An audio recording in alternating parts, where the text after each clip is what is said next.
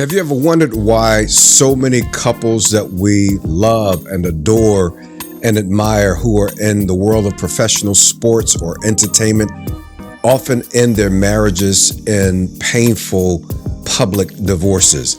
Divorce happens in the world of sports where I have worked for many years at alarming rates. 50% of couples who get married in the world of sports will end their marriages in divorce. And depending on the league, those numbers can be much higher, 60%, 70%, 80%. No matter what that percentage is, and no matter who that couple is, divorce can be absolutely devastating. No one gets married expecting or wanting to get divorced at some point. And so in this conversation today, I want to introduce you to a couple who said no to divorce. They came from the bottom, they got to the top, and they hit problems like every other couple, but they decided that they were not going to get a divorce. They were on the cusp, they were on the verge, but they said no to divorce. Hey, I'm Rod Harrison. I'm an executive marriage coach. I've been working with high profile, very affluent couples for a long time. I'll help them to go from disconnect and the verge of divorce to finding the passion, the intimacy, the love again in their relationships. And you're going to meet one of those couples in this episode. So, hey, like and subscribe to this video or to my channel. And if you get anything out of it, please hit me up in the comments and we'll try to bring more of this kind of content your way. Now, let's get to the conversation. Good to be here. I'm here with the Bernard and Megan Pollard, two of my dearest friends anywhere, ever, in all of life. And I'm glad that my people on YouTube get to meet you guys. So Bernard is a 9-year NFL veteran, retired, and we rocked together for the 2013 Ravens Super Bowl. And everybody better recognize that we did that back then, thanks to the bone crushing power of BP in the secondary. And Megan, brilliant athlete in her own right, volleyball, if I'm remembering that correctly. Megan, tell us about your volleyball life. Oh man, grew up playing club volleyball, so you just travel, around and play different teams, and then got a scholarship to play at Indiana State, and enjoyed my time there, and then left when Bernard got what was that called? You got drafted to Kansas City, and yeah, I mean, I love volleyball, and I'm currently coaching now. Started when our oldest daughter Alana got interested in it, so I'm in my 6th year this year of coaching. So Wow. I'm happy for the young ladies that you get to. I'm assuming it's all girls. Is yes, that yeah. right? Okay. Mhm. Yeah, that you get to coach. And BP, you are now training, you're doing position training for younger athletes who are pursuing a career similar to what you had. What's that like, man? It's been awesome. Looking back at it, I never thought that I would be going in this direction, but it's funny. Coach Sherman, get an opportunity to talk with him, and I was doing some training before I started. It started with Jalen Ramsey when he came out of Florida State, but I was pushing hard after, because I fell in love with it. And, I always just questioning God. I'm like, Lord, like, what am I here for? What am I here for? What's my why? And me and Coach Sherm just had that conversation, and just quickly found out, that's my why, to be able to pour into these young men at a very young age, all the way to the pro level. And, found that out quick, and been doing it ever since. And I can honestly say I have a passion and a love for it. Man, they couldn't find a better dude to coach them for real, right? It's not just that you are exceptional at your craft, because we saw you do that. You don't play at the level that you played at if you're not exceptional at what you do. But then you love and care about these young men and their development, and to have somebody who's reminding them what's possible for them. Like, if they don't know what they got, call me. I'll talk to them. Right. Exactly. Exactly. No, I'll be pushing them your way, but I think for me, kind of what you said, my love and my passion for it. But I think I've always ran away because growing up, people always be like, "Oh, you're gonna be a pastor, you're gonna be a minister," and I'm like, "Oh, no, I don't want to. I don't want to be in the pulpit." But I quickly found out this is my ministry. Because during my sessions, I don't play rap music. I don't listen to rap music. I stopped listening to rap music in 2009 when I was with the Houston Texans before coming to Baltimore. But I stopped listening to rap music, and I grew up in gospel. I grew up playing the drums in church, but gospel is my love. And it's awesome when my players are working and they're running, and we're going through sessions, and they come back to me and they're like, "Hey, coach, like I downloaded this song that you was listening to, and that just touched my soul when I was on a bus traveling to this game, or we were going to fly to this game, and I was listening to this artist," and I'm like, man, like, okay, that this is the ministry part of it. And so, yeah, just like I said, I love it. Man, let me tell you something. What there couldn't be a more effective place to make a difference in people's lives. People often think, and people who may not be familiar with me on our YouTube channel, they know me for marriage work. But some of them also know that I have pastored for many years. I served as a chaplain in the NFL for 14 years. That's where we met. Mhm. And worked with college athletes for years back at UCLA and at Howard University and Virginia Tech. But man, let me tell you something. Nothing more effective and impactful than the kind of work the two of you are doing, right, in these environments with young people and sports, because they're looking for great mentors. They're looking for people who believe in them.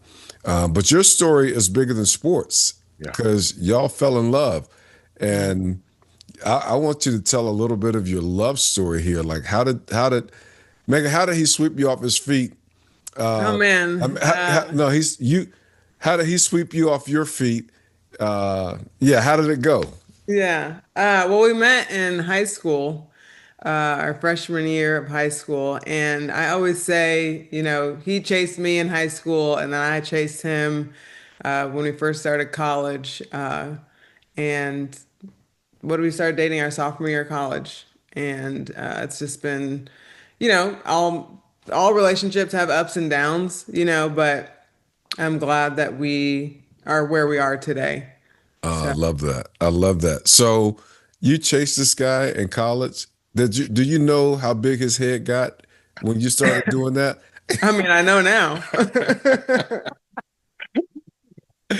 So, So yeah. now how did you fall in love with Megan, man? Man, it's that's a long story, but I can honestly say, and I tell people this often when we get into deep conversation about marriage or about relationships. I've heard God speak to me two times. The very first three times. The very first time was when we were 14 years old. I was leaving football practice, and I walked from the football field to the school. Right, I mean, it was the same campus, so I just walked right over to the door. I knew the volleyball girls were practicing or whatever, and so I was like, "Oh, let me peek in here and see who in here." So literally, the door was cracked. I opened the door and I looked in, and it was almost like she was the only girl that I saw, and her hand was on the wall. They were running gassers. And that day, God said, "That's going to be your wife." And from that day on, I'm talking about we walk down the hall. I would walk her down the halls. Paying for her lunch. I was a sucker, He man. was Like hitting my box I at was, track oh yeah, practice. I held her blocks at track practice. Like, but like I said, it was just I knew, um, you know, that was it. And it was just, everybody talk about that soft voice. And that was one of the things I was obedient about, now I messed up other stuff, but yeah. But man, how real is that? Like, I wish we could get more dudes who would be clearly in pursuit Yeah. for the woman that they see, right? And we're not talking about we ain't talking about stalker love, you know what I'm saying? We're talking about like you knew, like this is a woman I'm supposed to be with, and I'm gonna do what it takes to let her know I'm serious about being with her. Um, and then he went off to college, and Megan, something clicked. Like, you know what? This is my guy. Yeah, I don't know, not to get too detailed, but I was visiting one time and there was a girl that came to the door and I found myself getting jealous and I was like, okay, I think I really do like Bernard. You like All he she was, better back up before I have to yeah, yeah. jack her. Yeah, I came to the realization that it was time. So, yeah. I love it. He's always been supportive of me. He's always just probably the one person outside of my family that just loved me for me, like all my flaws and you know everything. He just always he didn't care, and so that just made me even more comfortable with him. So How real, how real. So let's fast forward a little bit. You guys been married how long now? You just 16 years. no, Yeah. 17. 17? No, we're a year behind Jalen. No, he's about to be 18. Yes, it'll be 17. Yeah, it'll be 17. Ooh, I knew Dang. that. he knew. He knew. Get That's a that. Get miracle in that. marriage when the husband knows how many years. Yeah. Yes, sir. That's good. So 17 years. And of course, when we met, you guys were early in your marriage, relatively early in your marriage. Mhm. You, I talk a lot about how marriage work and ministry was a big part of my time in the NFL as a chaplain. And what I saw was that the 2 years that we won Super Bowls with the Ravens, couples ministry was a high, high, high priority. And so we did a lot of work. And you probably remember the years when you guys were in Baltimore. Like we had couples coming to couples time, right, with drama Yeah. and trauma. And normally, before that year, some of those couples would never come to a couples gathering, right? Yep. But you guys were attracting people because of your role and how you were respected around the team. Maybe if you can just say a word about how important was having a space to work on your marriage while you're in the thick of competition. Man, I'll start with that. I think that was so important because I think, it made it easier because of your example Mhm. um, for guys. And I think the way that you approached it, I think more guys on the team was just so comfortable. And I just in the league period, as you know, guys are going through so much. And when you have somebody there that is saying, like, okay, dude, come as you are. And I mean that. Come as you are. And okay, bring your girl, bring your wife, whatever it may be, like come. You know what I mean? And I thought that was we had a when I use the word weird, we had a weird team, and in the sense of we were open and ready for those those conversations to be had. And I think for couples and how we communicated in the locker room and communicated with you, your door was always open. And I think guys just felt a tug on now whether or not they listened or not, they felt a tug, and guys came. Mm-hmm. And I think when you have camaraderie like that, and when you have a willingness to be able to just lay it all out there, because you opened the floor, and I think guys would open up and just be transparent. That made it so much easier to be able to conversate and then to be able to in a sense heal as well. I think I truly believe relationships did heal. People were set free. Now, of course, we all know everybody not, some people may, get the tickle, but go back to their ways or whatever. But man, I thought that year, it was a couple years, but I thought that year, especially winning the Super Bowl, we were together like no other. We were consistent with meetings. We were consistent with prayer, consistent with challenging each other. Yeah. I remember, I don't know if you remember the fast that we did, and you challenged us in this fast. And I just remember we went to a restaurant and I was just shaking. I was like shaking. I was like, I want to eat the sweets. Like, And you almost did. You like put it yeah, in your mouth. And yeah. then you didn't touch it. But it was just being challenged, Yeah. and man, but that is so important, and I think that's what's being missed. You know, Yeah. today, I really do. In today's football, in today's chaplain, I just think it's missed. Wow, that's real. That's real. Like, I had a perspective as a chaplain, just trying to think about how to care about the people who I was there to serve. But you have a perspective as a player, and it's cool to listen again, probably afresh, maybe for the first time, hearing some of what your experience was. Megan, how about you? Like, what was that experience for you as a wife in those years that you were in Baltimore? No, I think it's something that's definitely needed because as a NFL player's wife, or probably even too as an NFL player, you feel like not everybody understands your situation.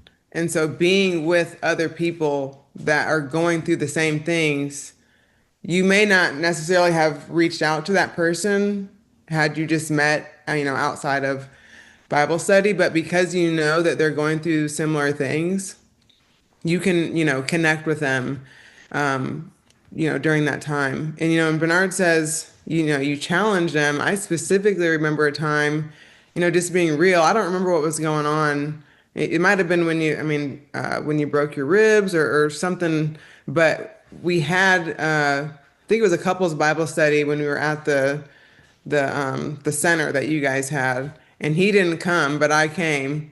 And you're like, where's Bernard at? And I was like, he's not coming today. And you're like, nuh-uh, you called him and he came over. I remember And that.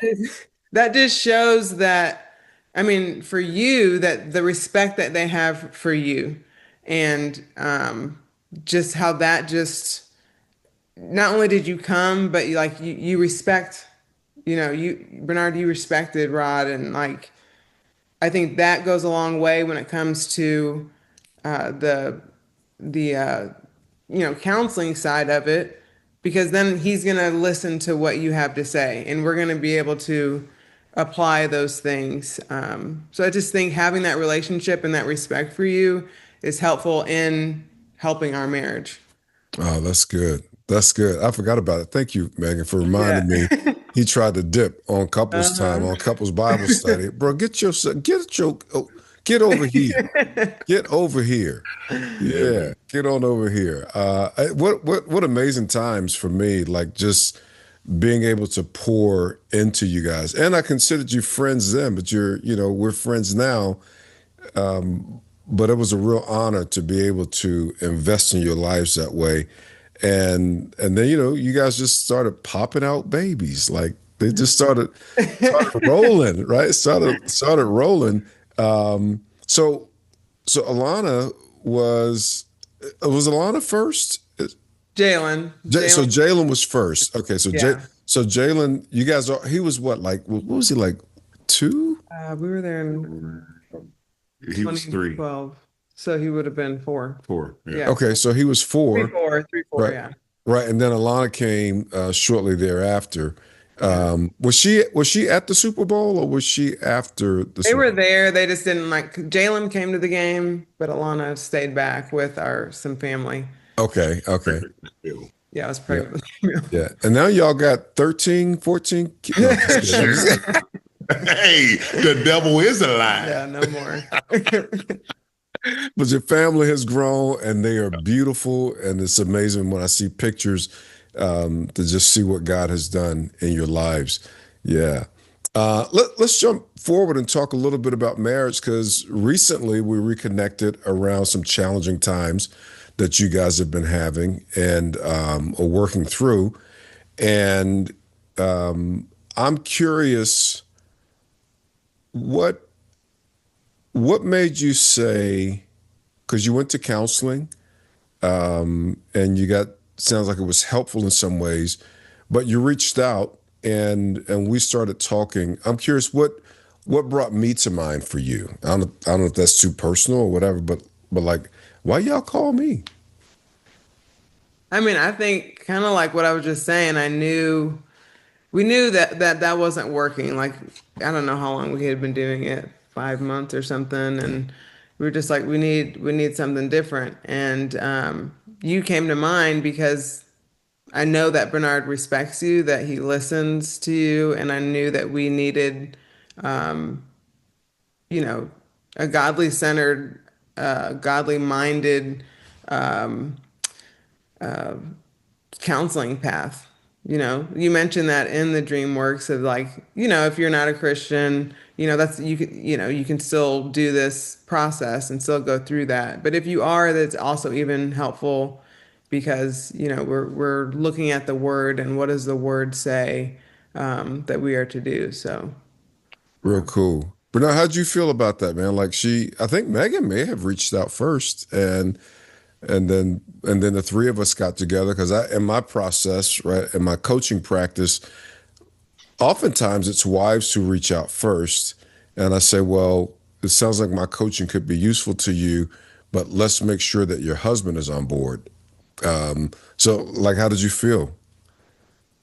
I I think so. Starting out, dealing with the counselors that we were dealing with, there was always a breakdown, simply because I knew if you told me up front, like, or you were vague about your Christianity and you were vague about, how you live or when you talk about certain things, I'm hearing how you are allowing things to happen in your life. I'm looking like you really can't help me. You know what I mean? Like, and so when Megan had reached out to you, it was, I knew it was time.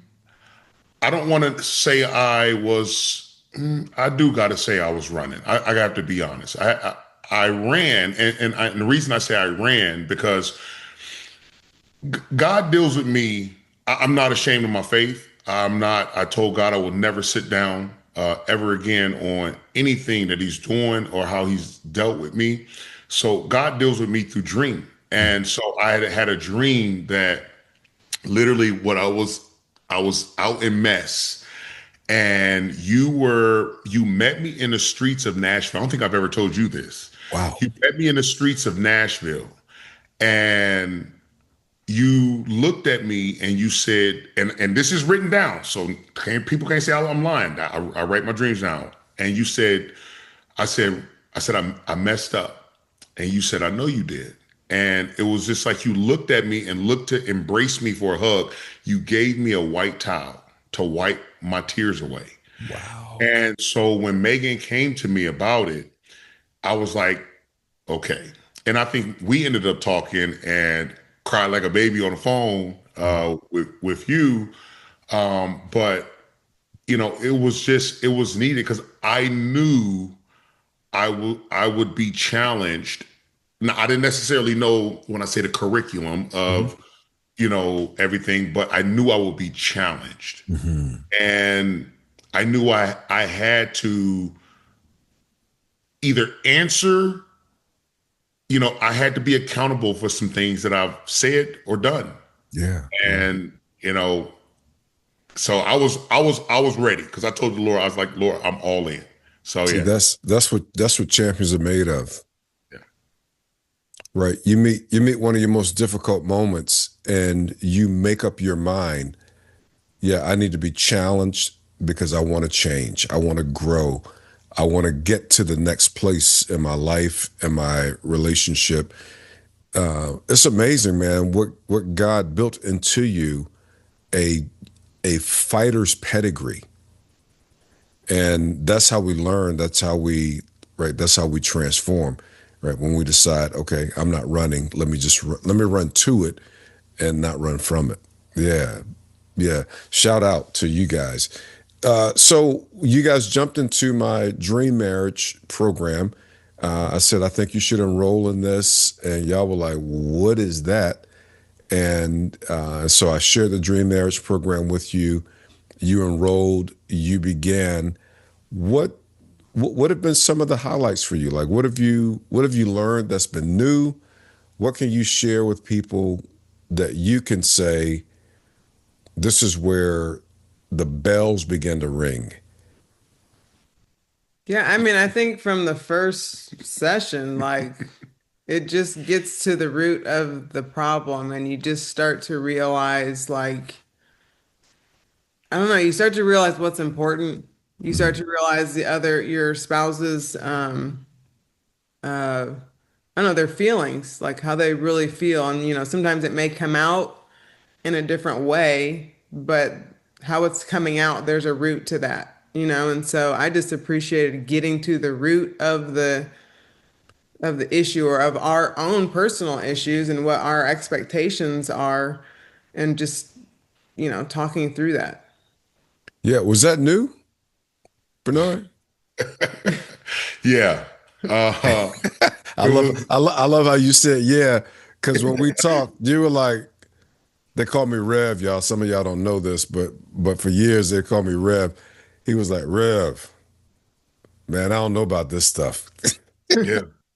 No, I mean, it's so watching it as we watched and we listened, I think it challenged me because it was just to a point where how you started it off with, okay, we need to be better listeners. We need to watch how we're saying things, and just about how you constantly challenged us to, here's your homework. But as we're going through these, certain topics and sections, like, no, I want you to think about this. How did you say this to her? How did you say this to him? How did you receive it?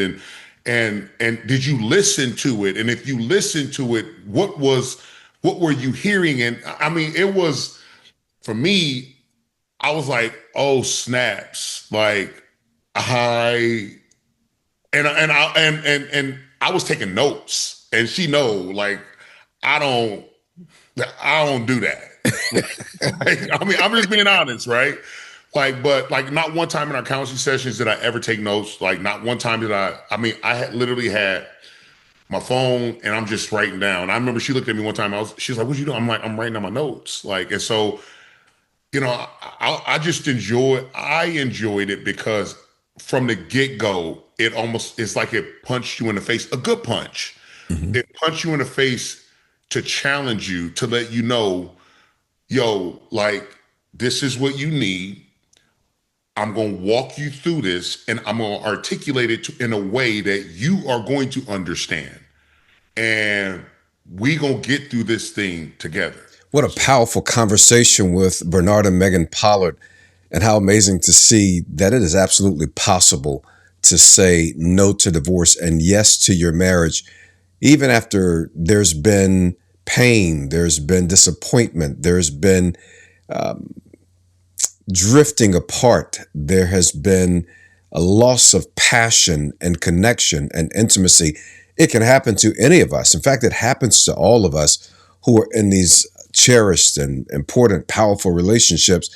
Hey, listen, if you have been in that space, if you are in that space, if you feel like giving up, if you feel like walking away, you feel like there's no solution for you to renew, revive, or just save your marriage or relationship, I want to invite you to the Intimacy Reset Challenge for couples. I want you to imagine leaving a 5-night challenge that's 1 hour per night, leaving that challenge, communicating better, equipped to connect better, able to really understand what's under the hood of your spouse and what got you to the place where you drifted apart, with a strategy for how to move forward in 5 nights, 1 hour a night. Do you have 5 hours of your life to invest in this all-important relationship? You've invested so much time and money and energy, you might as well give this a try. you're going to get a lot out of it. And it's going to position you for a much healthier and a much more fulfilling and satisfying relationship experience. Now, if you want to get into the VIP room where I will coach for an additional hour, those who want to ask their specific questions, who want guidance, specific answers, 1 hour each night, the VIP room is $497.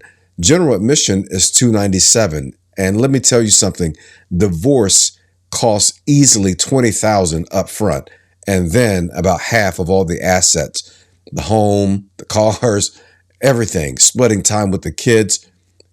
You can do this. And if you just get the right coaching and begin to do the right work, you can turn it around and have the marriage, the relationship that you always dreamed about. It can feel so much better. You can be so much closer. You can get that feeling back, that passion back, that love that you once had, kind of like when you first met. Megan, what was some of the wows for you? I think what's sticking out the most when he talked about listening, I know I have a habit of interrupting. And so I had to really, and I still do, like just focusing on listening before I have to say my point. I think that was a struggle of ours, is like really hearing what the other was saying rather than just trying to get my point across. And I think Bernard will say the same, is this also goes into parenting, like listening to my kids and hearing them out instead of, you know, probably already knowing what they're going to say and cutting them off, just hearing them out, or like, how do I respond to them? Like, so yeah, not just helping our marriage, but also going into parenting as well. Major, major, major. How would you describe what it's been feeling like to heal? Because in talking with you, what I hear is, yeah, we're actually healing. We're healing the big rifts that brought you to coaching. What's it like to heal? What does it feel like? I would I would say it's been it's been really cool. And I didn't say this at the beginning, but I think, especially starting off with the master class, you challenged us and asked about our childhood. And because that, in a sense, has caused us to be, the way we are as adults. And so I've been able to, like, we literally got done with the first one, and I had to open up and just kind of tell her about so many things that I thought I said or thought I talked about. And then me having to say those things, I'm like, oh, snaps. Like, okay, I'm tearing up. I'm letting it out. Yeah. And so, I think that's where some of the healing started with me. But I think, even now, like, we can have a disagreement, and it was just like, yo, like, hey, babe, like, we good? Like, I was saying this, I want to hear you out. And I ain't never, ever been like that. I'm looking like, shoot, I'm bye. Say what I said about, you know what I mean? Like, but, I think that's the, that's just awesome, because I was intentional. Yeah. As you were intentional with putting it out there and challenging, I was intentional with listening and wanting to be challenged.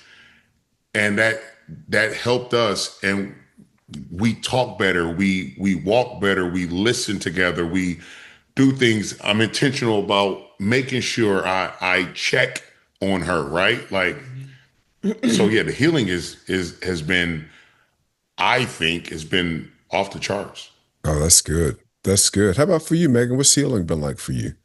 Yeah, pretty similar, I would say. I just feel like it's just easier to the communication, whether that's just like an everyday, or obviously we grew up differently, so we would do things differently, or we would want to handle it differently, I guess. And so just those conversations are easier. I feel like it used to just kind of end up in an argument, but now we're able to talk through it. So if we disagree, like we're talking through that. Like, how do you see it? Why do you feel that way? And vice versa.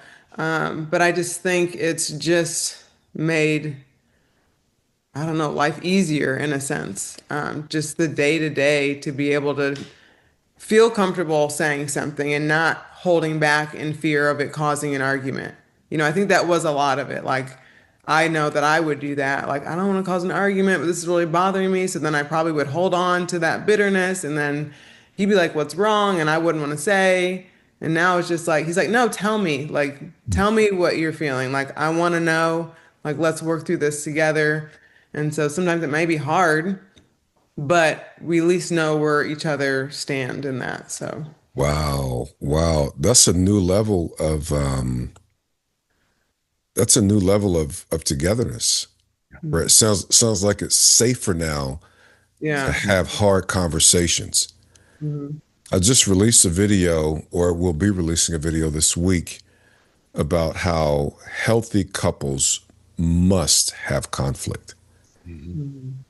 It's unhealthy when we avoid having those tough conversations, right? Because all we do is just drift apart, right? And eventually we become resentful. But here you guys are saying, no, we've begun to learn how to create space for each other to have the hard conversations. Like, shout out to the real champs. I'm telling you, I'm telling you. Okay, so if you don't take this journey that the Dream Marriage Program has provided and you're not healing, what's happening to your marriage, your future, given the track that you were on? What would be the opposite of what's happening now? Mm. Uh, Go like, ahead. yo, like, I mean, I'll be honest and transparent. Like, and I hit you up about it. Like, I was just like, I think it's easy to quit. It's I don't know if I'm saying it right. It because it's a cop out.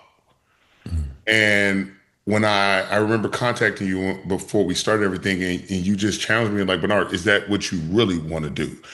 You ain't, and like you said, like, no, like that's not what this is for. Like, no, you need to get back in the fight. And you know, I would tell her like, yo, I'm done. Um, I didn't man up, and now I understand. When I say I protect my wife or protect my children, I will protect my wife, protect my children, but I wasn't doing it in the way that I was supposed to be Wow. because the between us, if I'm copping out that way, man, that's just a huge part that's missing, and goes back to where you said safe. She didn't feel safe, and you know, man, without this, I'm not. Man, we were at each other's throats. Wow. It was a cycle. Yeah, Like, we'd be good, and then something would happen, and then it was just like arguing again. And so we'd go maybe 2 weeks, like, okay, we're feeling good. Like, hey, we're gonna do this, and then something else would happen. It was just like the enemy was at our door, just waiting to just cause another issue. yeah, That's a great word, Megan. Cycles, right? Mhm. And eventually the cycles get exhausting, don't they? Like like hey, we got to. I can't do this no more. This is wearing me out. I'm tired. And then you start looking at the other person like whatever. yeah, Mm-hmm. Yeah. And then you're living in a house, right? You're living at home. Like you got, you got beautiful kids, you got a beautiful home, you've built a beautiful life, and now you got all this strife that is sort of it makes it is it true that from your experience, I mean, I know it's been in my experience that when all that strife is happening, all the rest of life can look beautiful from the outside, but it is painful when you got everything that people say you should be able to have and enjoy, and the two of you can't get along. Hmm. Yeah, yeah, That's hard. It's definitely hard because when you hear and see, and then deep down inside, you're looking like, man, like, boy, we so jacked up. Like, I ain't talked to her, and but everybody, the perception, you know what I'm saying? Like, yeah, yeah, it's crazy. yeah. That's real. That's real. I can't tell y'all how much I appreciate you. Like one, not just being on the channel here and sharing your story, but the people you are and what a real honor and a privilege it is, right? We go way back, but to be able to serve you, to be able to offer you something that would be really useful, helpful, and make a difference. I was just on a call with one of my mentors, and I said, "Man, I really appreciate you taking this time and investing in me." He goes, "Man, this is my privilege." He's like, "This is what gives me life, to know that I'm making a difference in your life." And I feel that way when I'm working with people, whether it's in a private concierge fashion or in one of my programs, right? And they say what you have said, like, "No, this has helped us." I can say this, Bernard. You look you look happier. Megan looks lighter. Like, I think when I first saw Megan, when we first started this process, I could see the heaviness on her, right? I could see the heaviness. And I just want to commend you both for digging in and doing the work. Can you just say a final word, maybe, to that couple who is, and now the couples I work with are now NFL, Major League Baseball. We're just starting to do some work with NHL couples. What would you say to them? Like, life on the outside looks great, but they're struggling with their marriages, the stress of schedules and, all that, and then all the unhealed things from our upbringing. What would you say to them that would encourage them to dig into something like you guys have experienced? Yeah, I would just say, this is your marriage, right? And so making time for that to heal and to get better is probably most important. And you hear all the time people say this really works, like if you do the work, if you are attentive and you want to get better as individuals and together as a couple, like it is going to work. And so I just encourage you to put your marriage first and do the work, even if it's uncomfortable, even when it's hard, even if you feel like you don't have the time, like where are you going to fit it in? It's like do it at night when you guys are both together, or if that's early morning, but whatever you can do, just make the time for it because it's going to be well worth it. Well, that's good. I I would say, to piggyback off Megan, you know, this is a must. I would say it's a must, right? But like Megan said, like you need to be intentional. If you're looking to just sit here and just watch and go along with it, like no, that you've got to be open and ready to be challenged, but then also ready to do the homework. Like, don't you got to set the time aside to say we're going to watch, we're going to listen, and then we're going to apply.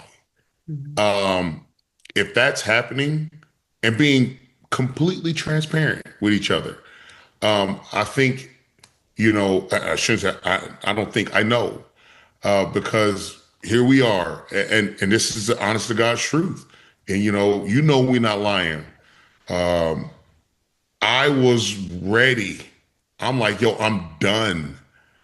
And a lot of it was because I refused to see and to talk about my upbringing. I refused to see, or I carried some of my upbringing into our marriage and then into parenting, and it was just like, no, you can't do that. Like, yeah, you got to, you're gonna have to be challenged. You're gonna have to listen. And so, man, you know, I am forever changed. Will challenges be there? Yes. But I think the way you handle them will be a lot different. And that's what makes marriage and parenting together so much easier because you're able to communicate. The hardest part was we weren't communicating right. Yeah. And now we're communicating and listening and applying and like, okay, cool, let's try this or let's try that, whatever it may be. So I would say, yes, it's definitely a must, but you have got to be intentional. If you're not intentional, don't do it. But if you're intentional and you really want it, you love her, you love him, this is, I don't think you find anybody better. I say that with everything. I stand 10 toes down. You're not finding nobody better.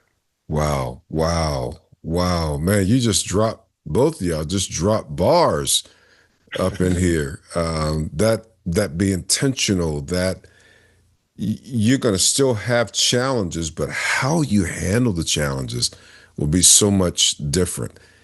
You have worked hard to save your marriage. Like I tell people, I'm no guru. I just can give you the stuff that you need so that you get the clarity, the understanding, and the practices that will change it. And we're talking about, right, you've shared your story with me. My story is not dissimilar.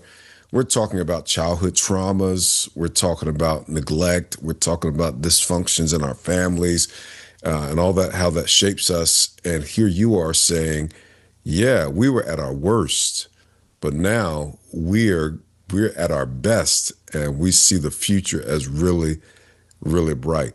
What do you envision for your future as you now think about you, your kids, things you want to do? How do you see the future of your marriage and your family now?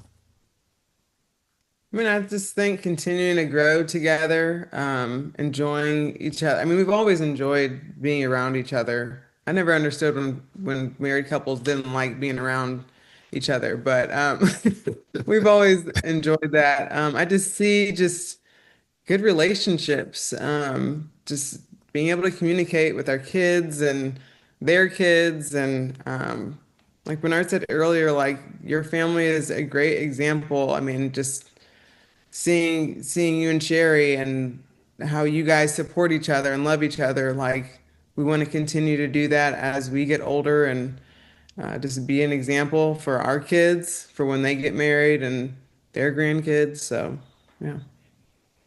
Yeah, I piggyback it once again off of what Megan is saying. Um, Man, just enjoying growing old together. You know what I mean? Like, and I don't want to get spiritual. I ain't no minister, pastor, but you know, like this is the Bible says, you want to grow old and have a good life together. And it ain't gonna be hunky dory all the time, right?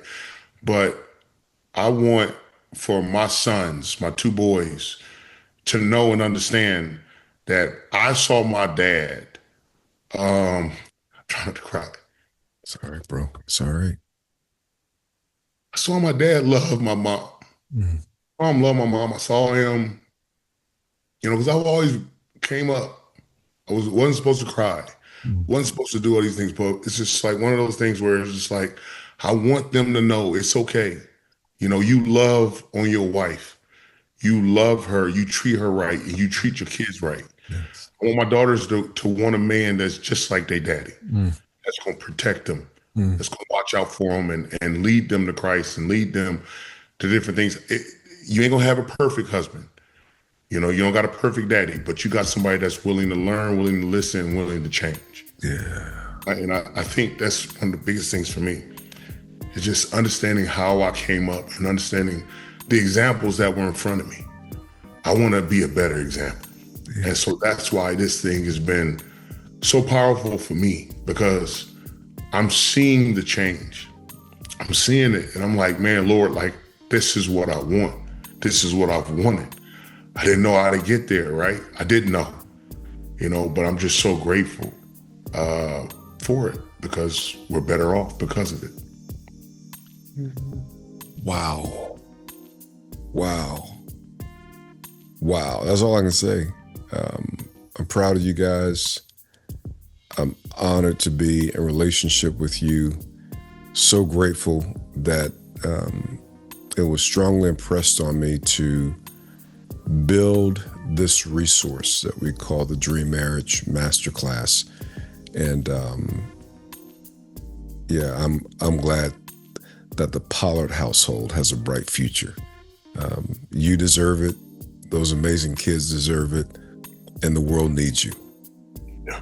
The world needs you. Hey, y'all keep going. The devil can't break up this party. Amen. Keep it going, and just know I'm in your corner, and I can't wait to see what else is in store. Yeah. Well, thank you. Thank you. Yeah.